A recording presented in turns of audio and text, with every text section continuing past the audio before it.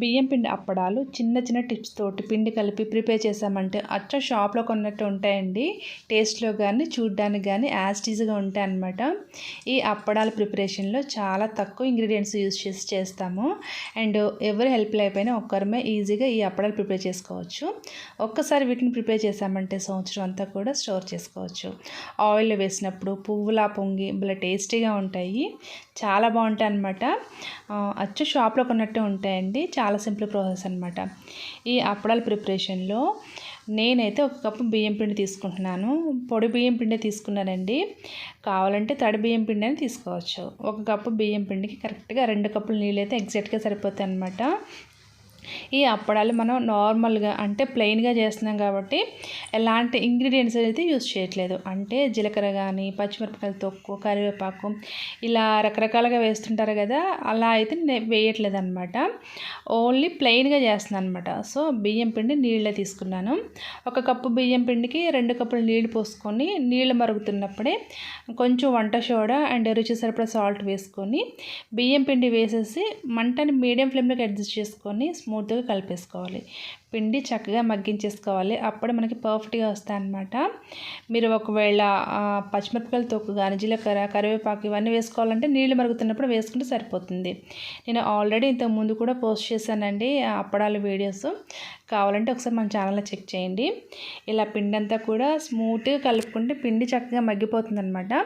ఇలా ఒక 4-5 నిమిషాల పాటు కలుపుకున్న తర్వాత స్టవ్ ఆఫ్ చేసి మూత పెట్టేసుకోవాలి.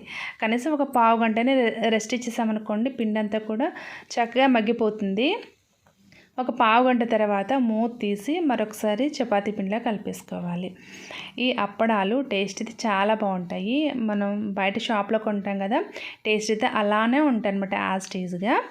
ఇలా పిండి కలిపేసుకొని మనకి కావాల్సిన సైజులో ఉండలు ప్రిపేర్ చేసుకోవాలి. మరీ పెద్ద సైజు ఉండలు ప్రిపేర్ చేసామనుకోండి, ఈ అప్పడాలు ఎండిన తర్వాత అంచులు క్రాక్ వచ్చేస్తాయి అనమాట. సో సైజు చూసుకొని చేసుకోవాలన్నమాట. చూడండి, అలాగే మరీ ఎక్కువ ఆయిల్ మన చేతికి అప్లై చేసామనుకోండి, ఈ అప్పడాలు పోయే కొద్దీ అంటే రోజులు గడిచే కొద్దీ ఆయిల్ జిడ్డు వాసన వచ్చేస్తుంది అనమాట. సో చూసుకొని కొంచెం కొంచెంగా ఆయిల్ అప్లై చేసుకుంటూ ఇలా పూరి ప్రెస్ మీద కవర్లకి 2 వైపులా లైట్గా నూనె స్ప్రెడ్ చేసిన తర్వాత ఇలా లైట్గా ప్రెస్ చేసామనుకోండి, అప్పుడు రెడీ అయిపోతుంది. ఎక్కువ ఆయిల్ యూజ్ చేసామంటే ఖచ్చితంగా ఒక 10 or 15 డేస్కి జిడ్డు వాసన వచ్చేస్తాయి అనమాట అప్పడాలన్నీ కూడా. సో చూసుకొని ఆయిల్ అప్లై చేసుకోండి. అలాగే జిడ్డు వాసన రాకుండా ఉండాలంటే మధ్య మధ్యలో మనం ఎండకి ఒక 10 నిమిషాలు లేదంటే ఒక పావు గంట అలా ఎండలో పెట్టామనుకోండి, అప్పడాలైనా వడియాలైనా ఏవైనా వాసన రాకుండా ఉంటాయి అన్నమాట. ఇలా మనకు నచ్చిన సైజులో అప్పడాలన్నీ కూడా ప్రెస్ చేసుకొని ఖచ్చితంగా ఎండకి పెట్టుకున్నామనుకోండి, చాలా కరెక్ట్గా ఎండుతాయి అనమాట. యాక్చువల్గా వీటిని ఫ్యాన్ గలకైనా ఆరబెట్టేసుకోవచ్చు, బట్ ఎండకైతే ఒక 2 గంటలనే ఆరిపోతాయి. చూడండి ఎండిన తర్వాత ఎలా ఉన్నాయో. పెద్ద సైజ్ చేస్తామంటే అంచులు క్రాక్స్ వచ్చేస్తాయి అనమాట. ఇప్పుడు వీటన్నిటిని కూడా సంవత్సరం అంతా హ్యాపీగా స్టోర్ చేసుకోవచ్చు. ఎప్పుడైనా సరే స్టోర్ చేసుకునే ఫుడ్ ఐటమ్స్ ఏవైనా సరే ఎండకి ఎండబెట్టుకుంటేనే మనకి ఎక్కువ రోజులు స్టోర్ ఉంటాయి అన్నమాట. చూడండి, ఆయిల్లో వేసినప్పుడు ఎలా పెద్ద సైజులో వచ్చినాయో, టేస్ట్ అయితే భలే ఉంటాయి. సేమ్ షాప్ నుంచి తెచ్చినట్టు ఉంటాయి అన్నమాట. అండ్ వీటిని ప్రిపేర్ చేసుకోవడం కూడా చాలా ఈజీ. తక్కువ ఇంగ్రీడియంట్స్తో టేస్టీగా ప్రిపేర్ చేసుకోవచ్చు.